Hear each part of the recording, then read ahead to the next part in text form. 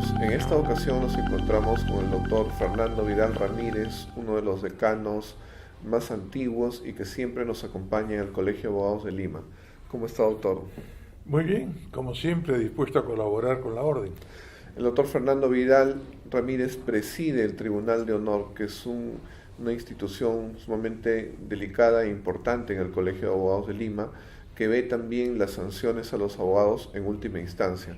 Doctor, de la experiencia que usted tiene en el Tribunal de Honor, ¿cuáles son la mayoría de casos que se aprecian en relación a los colegas?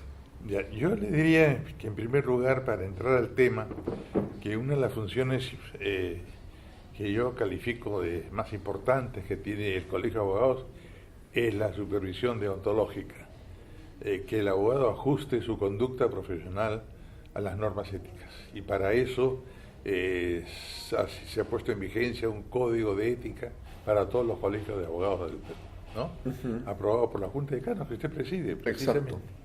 Entonces, el Tribunal de Honor es la institución de supervisión deontológica que actúa en segunda instancia. Cuando el abogado que ha recibido una sanción por la Dirección de Ética recurre en apelación al Tribunal de Honor.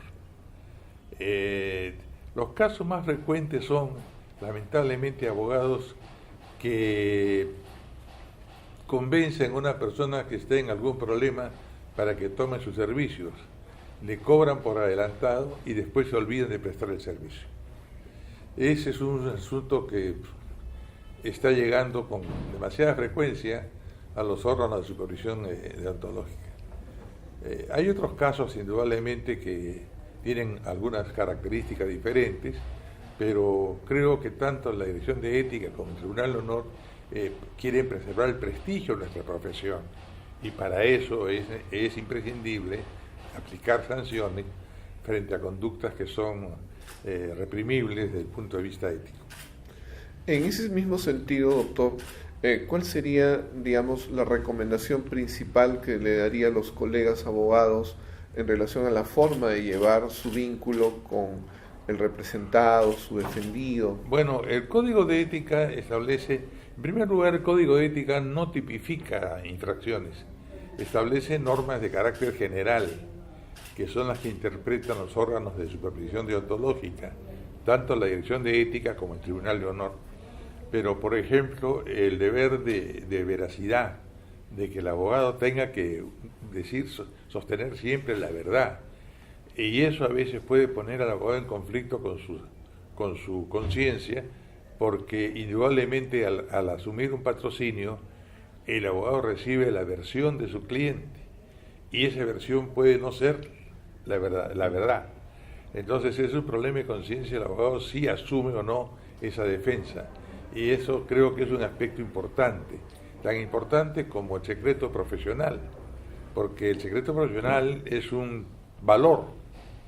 El abogado tiene derecho a que el cliente le confíe los hechos, y el abogado tiene el deber de conservarlo como un secreto profesional. Pero pueden haber circunstancias en que el abogado se ve en la necesidad moral de revelar el secreto, y ese es el punto. ¿Puede hacerlo? En este caso, el abogado, como lo define el Código de Ética, es un auxiliar de la justicia y debe colaborar con la Administración de Justicia para llegar al conocimiento de la verdad de los hechos. Y entonces, con el consentimiento de su patrocinado o de su cliente, tendrá que revelar lo que le ha sido confiado como secreto profesional. Uh-huh. Hay el deber también de lealtad hacia el magistrado, hacia la autoridad. El abogado tiene que ser leal, no hacerle creer al magistrado que hay normas que no existen o que han sido derogadas, pero que son aplicables al caso que él defiende. O sea, son múltiples las situaciones que se le presentan al abogado para tomar decisiones en base a la ética. Y una lectura del Código de Ética, una lectura, diría yo, periódica, me va a ayudar mucho al abogado, porque lo que hace el Código de Ética es proclamar principios y valores de la manera como se debe ejercer esta noble profesión que es la abogacía. Y el nuevo registro nacional de abogados que habrían efectuado malas prácticas, ¿cambia en algo la situación que hasta antes de la existencia de este registro se presentaba? Bueno, el registro es un requisito es decir, mejor dicho, sirve como requisito para llegar a ciertas funciones públicas. Y entonces, si el abogado se han inscrito sanciones aplicadas al abogado, indudablemente lo ilegitimizan para poder concursar y llegar a una función pública. Eso debe ser lo suficientemente divulgado para que el abogado tenga más cuidado en el ejercicio de la profesión. No se trata que tenga cuidado únicamente por temor a la sanción, sino de tener cuidado de conciencia, tener una conciencia ética. Y eso es lo importante en la labor que realiza el colegio a través de sus órganos de supervisión deontológica, ¿no? Inculcar la ética en el ejercicio de la profesión. Pero esa formación ética también debe venir desde las universidades. El estudiante que se prepara para el ejercicio de la profesión del derecho, debe tener una conciencia ética bien formada para llegar al ejercicio ya como profesional, cumpliendo los requisitos y los valores que postula el Código de Ética. Hacemos una interrupción, amigos, ya regresamos.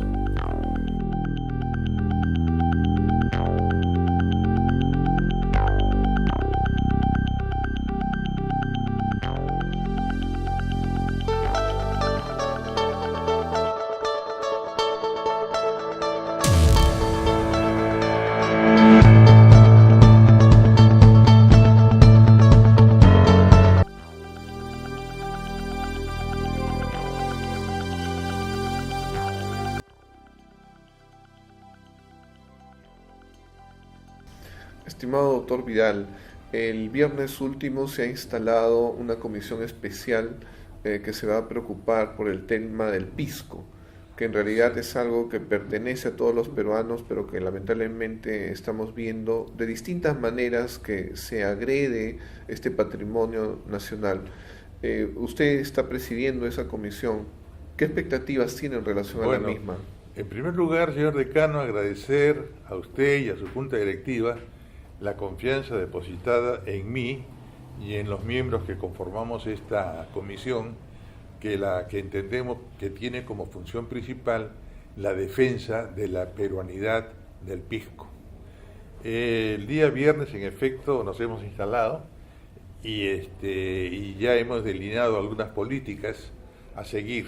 Empezar por una indagación histórica para poner en evidencia la legitimidad del pisco como bebida nacional, como bebida peruana, en su origen y en su formación, para de esa manera pasar una etapa en la que se estudien los registros que se puedan haber hecho como marca de fábrica del pisco. Sabemos que aquí los fabricantes del pisco se han demorado mucho en registrarla como marca de fábrica, como una denominación genérica para un producto que es producto parte de la cultura nacional, y Chile tengo entendido que adelantó la inscripción. Entonces ahí viene una segunda etapa de lo que tiene que ver la comisión para ver cómo contrarrestar el efecto legal que puede tener la inscripción previa de Chile sobre el pisco.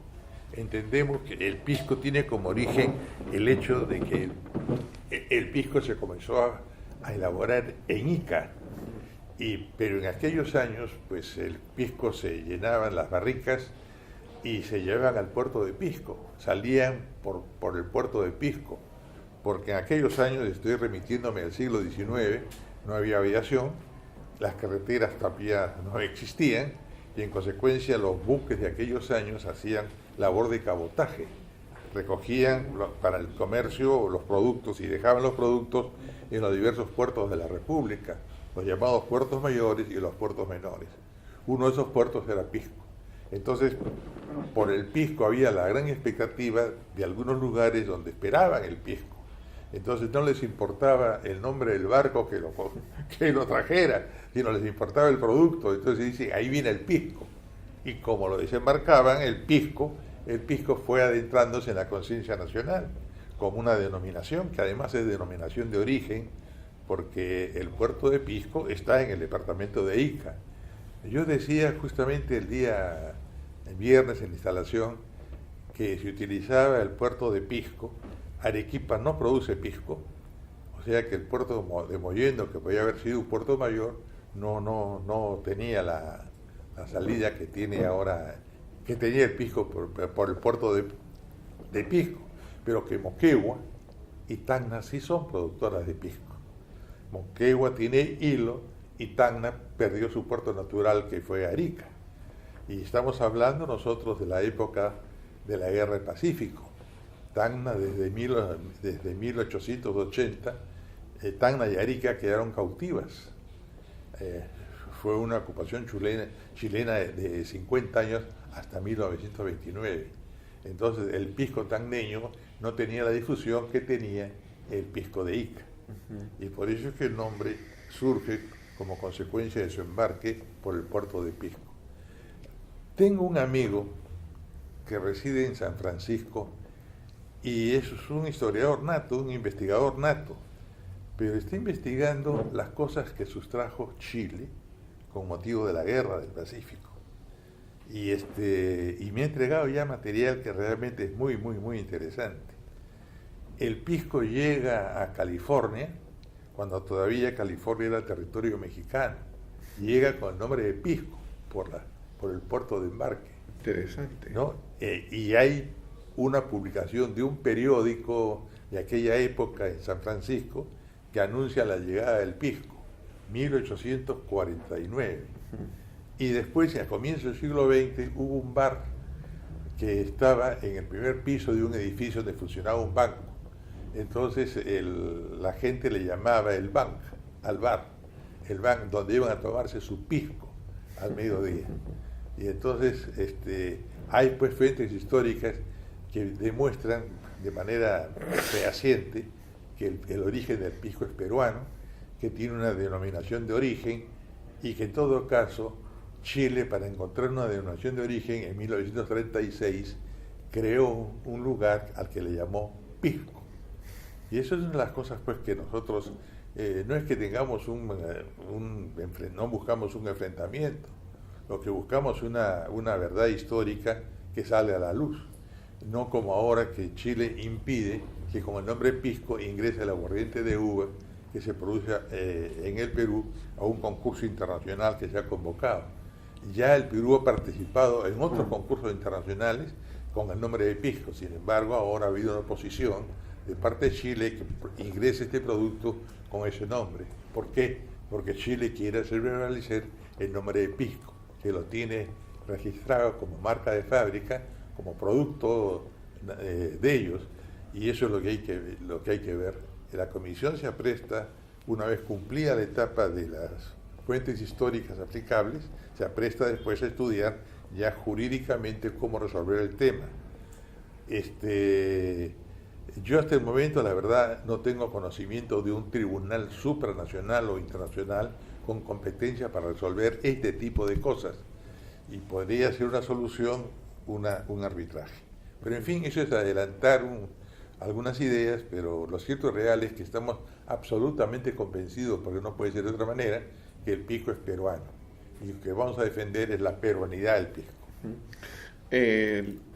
En este sentido, sería entonces mejor no participar, porque ahí el requisito es que se inscriban con el nombre de aguardiente, porque si no, no pueden participar. De aguardiente de uva y nada más, claro, porque el pisco lo reserva Chile. En Bolivia también existe una bebida, un aguardiente destilado de uva, sin embargo no le llaman pisco, los bolivianos le llaman singani.